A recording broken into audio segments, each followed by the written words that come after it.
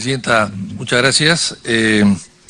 Saludo la presencia del general Hammann, por supuesto, de los familiares de la familia Prado que están acá presentes, algunos de ellos, que me han denunciado en la Comisión de Ética por escribir un libro histórico.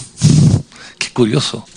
Y porque, según ellos, yo le quité dinero al Estado para dedicarlo a hacer la obra, esta obra que está acá, que es una obra que tiene 660 páginas. O sea, el tiempo que yo empleé en investigar 5 años significó sacarle horas de trabajo al Parlamento, y por lo tanto eso es dinero, y por lo tanto había, digamos, una especie de malversados fondos del Estado, ¿no?, para escribir una obra. O sea, los parlamentarios no podemos escribir ningún tipo de obras en nuestros estados libres porque nos pueden acusar de lo mismo. O sea, realmente infantil, por no decir otra cosa. Ahora bien, yo soy amigo de la verdad y de la justicia y de la historia, por supuesto, por encima de las amistades personales, porque tengo amigos dentro de los entes del general Prado que evidentemente se han molestado un poco conmigo, pero no podemos, pues, mantener con una verdad oculta años, y una verdad fraguada. El señor Hammann, que es pradista de corazón, pero que no es historiador, pero que está como presidente del Instituto Histórico Militar hace 20 o 25 años, no se sabe cómo, porque los estatutos dicen otra cosa, han sido cambiados, etcétera, y que ha emitido una serie de informes sin el Consejo Directivo que lo respalda, porque yo he hablado con el padre Armando Nieto en su momento y me dijo que él no sabía nada, y que además se equivoca porque en su carta del 11 de abril dice: el general Prado no aceptó el reconocimiento como general del ejército chileno. Acá lo dice. Y todos sabemos que se aceptó, y fue general del ejército chileno cobrando sueldo de Chile durante varios años. Entonces, claro, cuando tenemos este tipo de actitudes personales por amistad, bueno, evidentemente suceden las cosas que pasan. No voy a contradecir, señora presidenta, todo lo que ha dicho el señor Hammann, porque es producto de una novela. Yo solamente quiero decir algunas cosas puntuales que él ha dicho, que las dice sin ningún sustento, porque en historia hay que basar las historias con documentos, no en base a lo que te han dicho la familia. Y entonces, cuando el señor Hammann saca un libro, que es un documento, pero es un libro equivocado, porque el libro que él saca es sobre lo que pasó en la compra de estos buques en los Estados Unidos. Pero ¿por qué no revisa mi libro, donde pongo los contratos firmados el 4 de octubre? Y no son proyectos, son contratos. Acá se dice, por la cantidad de 2 millones de pesos pagaderos en la forma siguiente: 250.000 pesos al contado, 30.000 libras a días vista sobre Londres, contados de la fecha de este contrato. 4 de octubre de 1867. Han quedado 2 contratos, no 1. El Perú pagará por esto la cantidad de 346.000 pesos en la forma siguiente: 30.000 al tiempo de firmar el contrato. 4 de octubre. Ahí firmó el contrato, ahí se pagó. Y el 80% de los barcos se pagaron antes que Prado deje el poder en enero del año siguiente. Pero el señor Hammann, para eso no es falta, ¿no? No es falta. Aquí están los documentos. Entonces, ¿qué tenemos ante todo, señora presidenta? Tenemos un general peruano, general chileno, que trabajó para Chile. Una persona que lo hicieron héroe, prócer de independencia, ¿en época de quién? Cuando el hijo del general Prado era presidente del Perú. Es como si hoy día el señor Kenji, presentando un proyecto de ley, haciendo héroe a su padre por haber capturado a Abimael Guzmán. Igualito. ¿Lo hubiese podido aprobar? Bueno, antes de la división sí. Antes de la vacancia sí. Lo podía aprobar. ¿Y eso sería legal? ¿Sería legítimo? ¿Correspondería a la verdad? Bueno, pues, eso es lo que hizo el señor Prado. Hizo a su padre prócer de la independencia del Perú.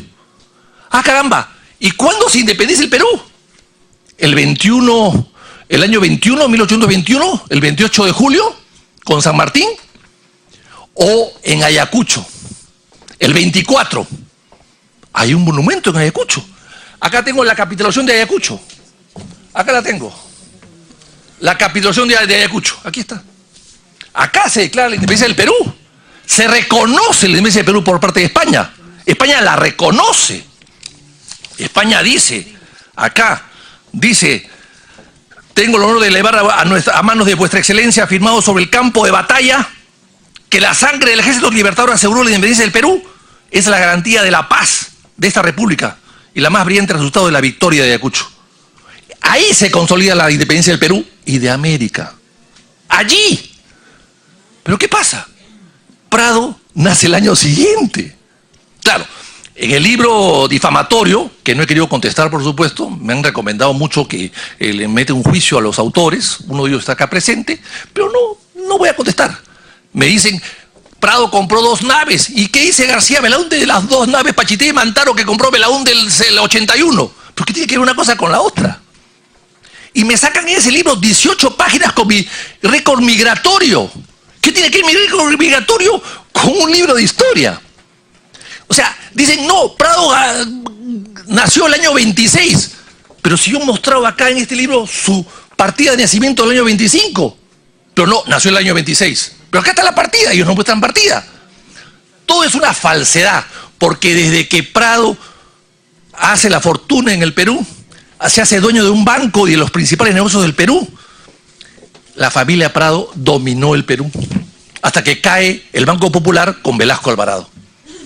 Entonces, tenían poder económico y poder político, y por lo tanto, tenían también asalariados que podían escribir historia sobre el general Prado, como el señor Luis Humberto Delgado. Y el señor Hamann, cuando me contesta su carta, el 2011, me remite todo en base a un falso historiador, Luis Humberto Delgado. Falso historiador. Dice, lo único que tienen en el archivo, tenían los archivos de un falsificador que se descubrió que había falsificado cartas. Muchas cartas falsificó. Cartas a favor de Prado, por supuesto. Cartas de Grau, cartas de García Calderón, de Lizardo Montero, una serie de cartas que falsificó. La carta, por ejemplo, que el señor Hamann respalda, es falsificada. De Gálvez a Prado, 48 horas antes del 2 de mayo. Es falsificada. La fecha es, hablan de abril 30. O 30 de abril, en esa época era abril 30. Hablan de ministros, no eran ministros, eran secretarios de Estado. Hablan de presidente, Prado no era presidente, era jefe supremo. O sea, el texto de la carta que aparece súbitamente en los años 60, o sea, casi 100 años después de la batalla, es falsificada para ayudar a Prado a levantarlo. Y entonces, claro, el año 42, 44, cuando el ministro de Guerra de Prado, Ugarteche, hace la gestión para que hagan prócer al papá del presidente, inventan algo nuevo. No, señor, la independencia del Perú no ha sido en Ayacucho, sino ha sido el 2 de mayo. O sea, el 2 de mayo España iba a poder conquistar el Perú con 7 navíos y con 400 o 300 tripulantes. ¿Todo el Perú lo iba a contestar? ¿Iba a conquistar Ecuador y Chile? Eso no lo cree nadie, pues. Eso, y además, y en todo caso, si es así, ¿por qué no se hizo prócer también a los que murieron el 2 de mayo? José Gálvez, el gran héroe del 2 de mayo, que murió en el campo de batalla, y no como Prado, que estaba refugiado en el Real Felipe. Entonces, ¿por qué no hicieron a José Gálvez? Uno va al monumento del 2 de mayo, hecho antes, por supuesto, de que el hijo de Prado sea presidente, y uno ve el monumento, ¿y a quién es el homenaje? A José Gálvez. No mencionan a Prado. Aquí está, muy cerca, en la Plaza 2 de Mayo. Y veamos otras cosas, presidenta. He traído una sorpresa. Cartas personales inéditas de Prado. ¿Qué dijo Prado? ¿Qué dijo Prado, por ejemplo, presidenta? La carta de Prado del 20 de febrero del año 66. Antes, por supuesto, del 2 de mayo, que es el mayo, pues el 2. ¿Qué dice Prado? Dice, por ahora no tenemos que temer ataques de la escuadra española ni en estas costas, ni en las suyas. Es una carta que le manda a su amigo, al ministro plenipotenciario del Perú en Ecuador, Quiñones, que después fue plenipotenciario del Perú en Bolivia, Quiñones. Su situación no es ventajosa y no podría recibir ni alimentos ni refuerzos desde que se ha encendido la guerra civil en España, consecuencia de la revolución encabezada por General Prim, que ha seguido tomando incremento. O sea, Prado dice que no es peligro, que no hay ningún peligro. Pero, y aquí hay un cablegrama del 30 de abril. ¿Qué dice el cablegrama? 9:38 de la mañana. Mariano Ignacio Prado le envía un cablegrama a su esposa y le dice lo siguiente: por mucho que he hecho, no me ha sido posible volver. Estaba en el Callao. Tales han sido mis atenciones en estos momentos que no tengas el menor cuidado. Estoy convencido de que no debo exponerme. Así lo exige la patria y todos los hombres que se interesan por ella. Descansa pues tranquila. A su esposa. O sea, que no debo exponerme. ¿Un héroe que no debe exponerse? Pero sigamos, Presidenta. Ahí están todas las cartas que estoy mostrando, Presidenta, para que... Esto es inédito, por si acaso, y va a ser parte de mi segundo tomo. Tengo 400 cartas de esta naturaleza, ¿no? Y que además todas las cartas estas lo que hacen es confirmar un poco lo que yo digo en mi libro, ¿no? Y entonces veamos cómo se consolidó la independencia, Presidenta. Chile ya estaba en guerra con España desde septiembre del 65 y Perú firma el tratado defensivo con Chile el 14 de enero del 66. ¿Y para qué? Chile, aquí vamos a ver Vicuña Maquena, Santa María, Covarrubias, estos chilenos que vienen a Lima y exhortan, incitan a Prado a que tome el gobierno y que haga la guerra contra España. Y Prado mantiene los buques peruanos en Valparaíso. El Huáscar, el Independencia, el América y otro más estaban en Valparaíso. Y luego del combate de los Mayos, Prado trae a un almirante Tracker, que no hablaba español, para que sea comandante de esa flota. Y los marinos que estaban en el Paraíso se rebelan.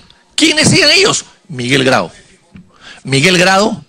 Lizardo Montero, Palacios. Se rebelan contra Prado. Prado los trae al Callao, los mete preso en San Lorenzo y con el fiscal Torrico les dice un proceso por traición a la patria. De eso se sabe muy poco. Muy poco. Dice, hay un historiador de estos benignos que hay, que fue una prisión muy cómoda, muy alegre porque salían a jugar pelota al malecón de la Punta. No pues. Hay cartas de Grau a Vicuña Maquena, a su amigo, que le dice que estaba en una situación desesperada en San Lorenzo. Y la prisión duró más de 6, 8 meses.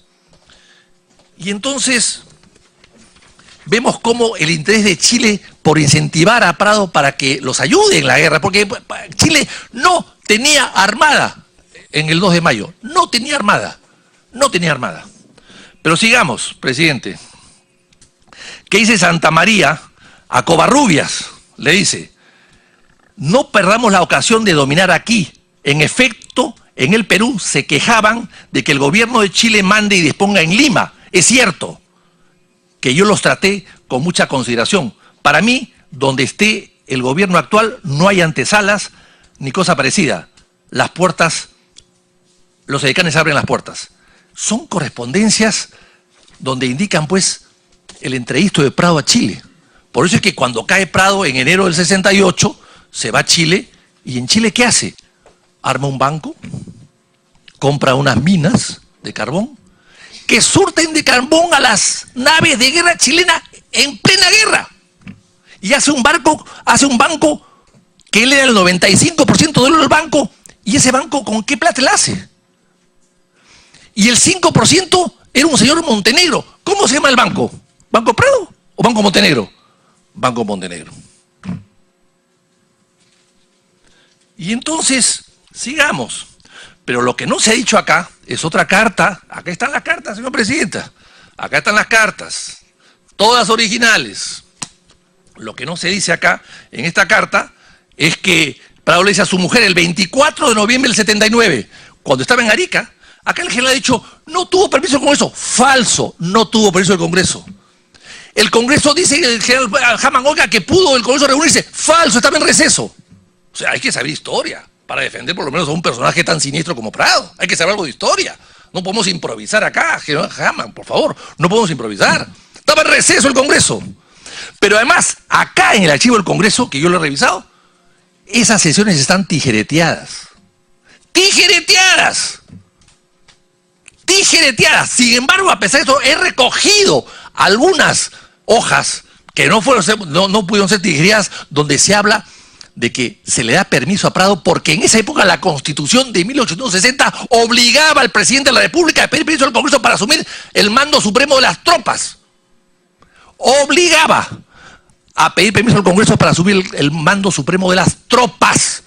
Por eso es que se le da el permiso, por eso es que lo pide un mes después de la declaratoria de guerra, 8 meses antes de su fuga. De su fuga, y lo vuelvo a repetir, su fuga. Se fugó en plena guerra, un caso insólito en el mundo, en el universo, que un general, jefe de la Fuerza Armada, presidente de un país, se va a comprar armas y deja a su país a la deriva, al garete. Y entonces, este señor se va a Arica. No se integra, no logra pasar la frontera, pero la autorización era para pasar la frontera al mando de sus tropas. No para que se vaya solo. Al mando de sus tropas. Ese es el permiso y ahí está el debate que está parte recogido en mi libro. Que por supuesto el señor Hamman no lo va a revisar, no le interesa, él es pradista y por lo tanto cree en lo que dice la familia. Que ya ha mentido históricamente 120 años o 150 años. Y entonces, ¿qué pasa? Cuando regresa, deja el mando supremo, ya regresó. No es que se fue al extranjero, el permiso era para asumir el mando supremo además. Y que si cree conveniente se vaya, si cree conveniente, no era para que se vaya, pero era para el mando supremo. Cuando él regresa, ya el permiso caducó, en todo caso, en el mejor de los casos, caducó. Y tan es así que asume la presidencia nuevamente y agradece la puerta de haberlo hecho en su ausencia. Y luego en diciembre, el 18 de diciembre, el día de su santo, se va al Callao, la gente cree que va a celebrar su santo, da una vueltita por el barco Unión, en una chalana, y luego se embarca. Y hay un periodista del San Francisco Post que dice, oiga, Prado lo están secuestrando porque se está yendo. No, se estaba despidiendo. Hay unos bogas que han declarado en el San Francisco, en el diario San Francisco, que también lo tengo, por supuesto, que claro, oye, se han secuestrado al presidente. No. Después de ir a la Unión, se va un barco al Paita, que era un barco inglés, cuyo dueño era hermano de uno de los socios de Prado en Carampangue. Entonces se embarca y se va, con tripulación chilena el barco. Se va. Pero ¿qué pasa acá, presidente? ¿Qué dice la señora? Él le dice a su mujer. ¿Qué le dice? En noviembre 24, antes de regresar de Arica a Lima, ¿qué dice? Si fuese posible tomar el barco por cualquier causa, tomaré aunque sea un buque de vela. Estaba desesperado por salir de Arica. Como te he dicho, es probable solamente mi marcha, que me he opuesto siempre a ella y ahora mismo me opongo, pero es tal la exigencia de los jefes, o sea, los jefes le exigen a él. Y son tales sus razones que de un momento a otro pude resolverme y partir. O sea, su jefe le dicen que se vaya, él es jefe supremo y acepta y se va de Arica, regresa a Lima y se va del Perú. Y está acá unas semanas y se va del Perú. Y entonces, buque de vela, aquí está la carta. Pero antes hay otra carta que yo recogí en la universidad en Nueva York. Fui a la universidad de Nueva York, presidenta. Me metí ahí toda la Semana Santa, que allá se trabaja, no es como acá que la celebramos. Disculpe a los amigos de Ayacucho.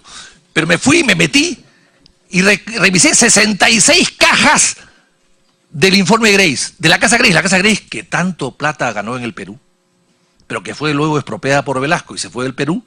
Bueno, a la hora que se liquida la Casa Grace, manda todo su archivo a la Universidad de Columbia. 66 cajas que me puse ahí mi mascarilla y empecé a revisarlas con guantes de plástico. Y entonces revisé y encontré una serie de cartas. Una carta de Prado, Julio, de Arica a Nueva York, que le dice, necesito 3.000 libras esterlinas, que era como $600.000 hoy día. Guárdame, necesito 3.000 libras con cuenta a un descuento de una letra en Londres. O sea, estaba ya preparando su fuga, porque no podía luchar contra sus socios chilenos, no podía. Y entonces, esa carta también hay que sacarla en cuenta. Ahora, ¿qué pasa, señora presidenta? Otra carta a la señora de Prado a su mujer. 31 de enero del 81. Prado, al conocer la toma de Lima por los chilenos, le dice a su mujer, o sea, ya estaba Prado gozando de buena vida, allá, le dice a su mujer, mi impulso fue ir en su busca tomando el vapor que conduce a esta carta. Pero no faltó un amigo que me hiciera notar todas las inconveniencias de mi marcha. La misma táctica, un amigo, mis jefes me aconsejan esto, ¿no?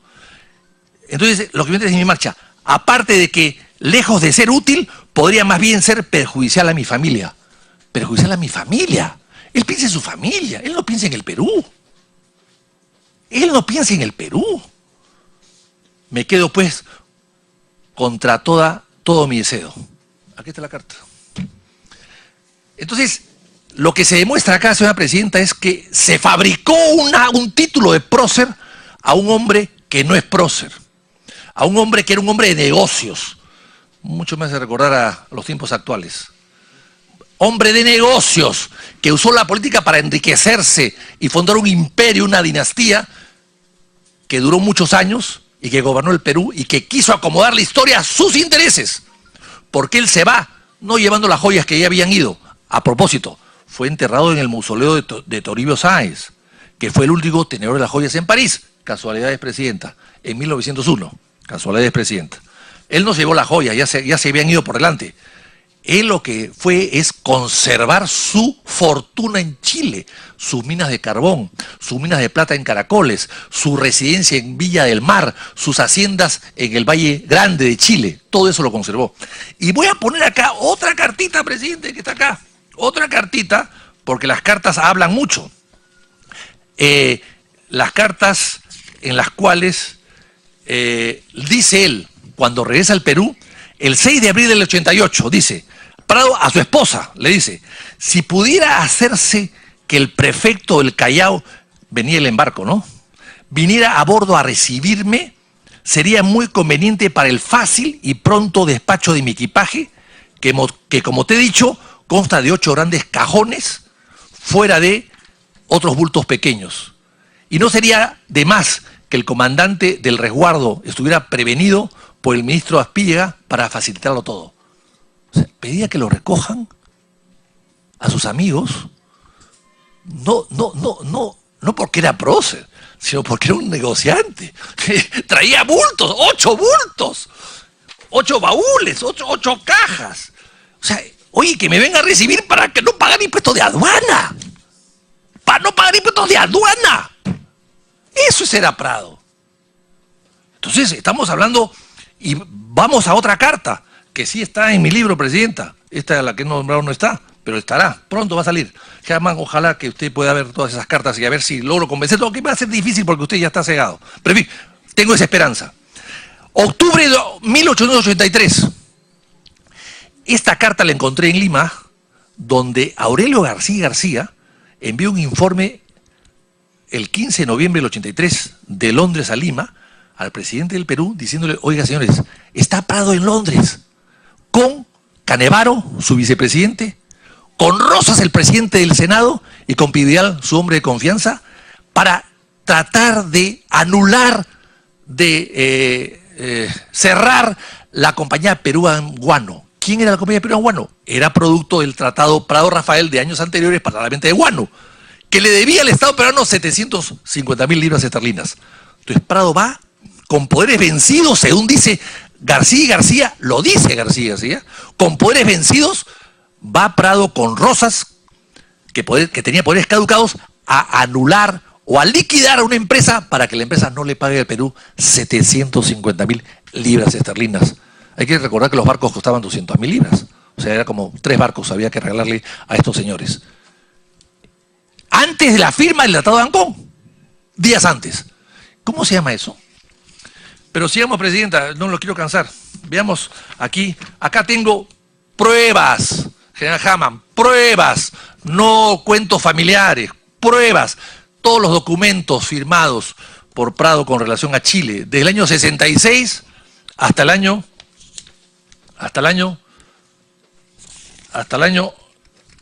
1889. Pero en estos que estamos acá, vayamos, 2 cosas que quiero indicarle, Presidenta. 2 cosas que son bien importantes para que vean el patriotismo de este prócer, entre comillas, ¿no? Que fue elegido prócer por su hijo y por sus amigos, ¿no? Y esto acá es una cosa increíble, Presidenta. Vamos a ver. Vamos a ver. 27 de diciembre de 1880. Joaquín Hernández, gerente de la compañía exportadora de Lota y coronel, y de la otra parte Carlos von der Heim como mandatario de Mariano Ignacio Prado. O sea, Carlos von der Heim era el testaferro de Prado. Su cuñado. Su concuñado en realidad. Testaferro de Prado. La primera es dueña, etcétera, de unos terrenos denominados Laraquete al sur de, etcétera. ¿Qué cosa pasa acá? Prado compra un terreno que ocupa su línea férrea, porque era un hombre rico, tenía una línea férrea allá, de una extensión de 118.000 metros cuadrados, etcétera, y luego dice, en el lugar que ocupan el muelle y canchas de ferrocarril, todo estimado en 70 pesos, que von der Heim dice que von der Heim entregará al hospital de Lota al tiempo de suscribir esta escritura. O sea, Prado está donando dinero al hospital de Lota para los heridos chilenos en Chile. Lota está en Chile, Lota está en el sur de Chile. O sea, Prado donaba 70 pesos al hospital chileno para que atiendan a los heridos chilenos de la guerra con el Perú, pero no donaba nada a su país. Aquí está. Pero algo más, Presidenta. El año 82, vamos a ver, el año 82, plena guerra, ya el Perú ocupado casi por todo su territorio. Acá tenemos 5 escrituras, Presidente. Escrituras, no es fantasía, no es que me dijeron, no es un libro americano, no. Escrituras públicas que yo he recogido en Chile, en esos famosos viajes que he realizado y que el dentista historiador Gárate saca como faltos a mis labores congresales, como si yo fuese un anónimo en el Congreso, Presidente. 4 de febrero del año 82, Juan Morales le vende a Prado una extensión de 7.900 metros cuadrados que ocupan el ferrocarril de Maquegua a Laraqueque. Maquegua es el fondo de Prado, Laraquete es la zona. Otro mismo, de 35.000 metros, también de Juan Morales, inscribe en el registro de Arauco, la zona de Arauco es la provincia, la venta que se hizo a Mariano Ignacio Prado por Candelario Hernández. Otro documento. Juan Morales, parece que son varios lotes juntos. A Mariano Ignacio Prado por Pedro Leal, Carmen Riquelme, etcétera. De terrenos de una extensión de 7.900 metros cuadrados que ocupan el ferrocarril de Moquegua a Larete. Parece que compró varios lotes. Juan Morales, que hizo Mariano Ignacio Prado, también 4.422 metros. Finalmente, el 24 de febrero, Juan Méndez escribe en el registro de Arauco la cesión que se hizo a Mariano Ignacio Prado por la compañía de Lota y Coronel, de terrenos con una extensión de 118.400 metros. 118.000. 4 de febrero del año 82, Prado comprando terrenos en Chile y el Perú en guerra con Chile, y él habiendo sido presidente del Perú hasta hace poco tiempo antes. Aquí está. Escrituras públicas en Chile. ¿Qué se llama eso? ¿Traición a la patria? Señora Presidenta, por todo eso, y ya no quiero extenderme más para no preocupar al doctor Kauma, que está acá, a quien aprecio muchísimo, y al señor Amat también, por supuesto, pero yo pido que esto se apruebe. O sea, no podemos tener falsos próceres, falsos héroes, mentirosos, traferos, ladrones, chantajistas, aprovechadores, Ya estamos hartos de que el Perú haya sido gobernado de esta forma, presidente. Estamos hartos. Presidente, para terminar, me estaba olvidando algo. El Ministerio de Cultura emitió un informe bien raro, ¿no? Diciendo que no, que la materia es muy delicada, que hay que ver los valores fundamentales. Claro, por eso pues hay que ver los valores fundamentales. Hay que rescatar esos valores. Por tratar de un asunto de valores debe tratarse con cuidado, dice el Ministerio de Cultura, y firma un señor Albarracín. Dice que puede tener repercusiones políticas. Que yo sepa, no. Pero en fin. Pero, ¿quién es este señor Albarracín que firma este certificado o este informe del Ministerio de Cultura? Es un abogado, o sea, no es historiador, es un abogado que se encuentra inactivo para el ejercicio profesional. O sea, que ni siquiera puede pagar su cuota, ¿no?, de colegiatura. Entonces, por eso, presidente, yo creo que hay que desecharlo y pido que se apruebe el proyecto.